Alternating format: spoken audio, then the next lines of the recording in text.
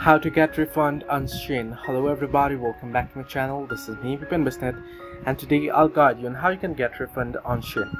While the process itself is pretty simple and easy, so let me guide through quick and easy with this video. First things first, you wanna open up Shein and you wanna open up and log into the account that you made the purchase from and that you wish to return and get the refund.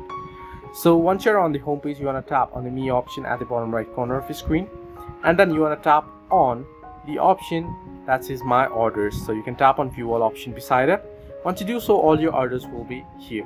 So under My Orders now, you want to find the order that contains the item that you wish to return and then tap on Return. Now once you click on Return, you want to select the item you wish to return and select Return, and then you will get the option to enter in the refund method.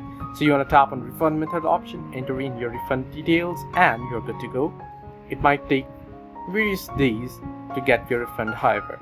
So this way you can get refund on Shein. Hope this helped you. Do like and subscribe, and do not forget to leave a comment down below if you have any further issues.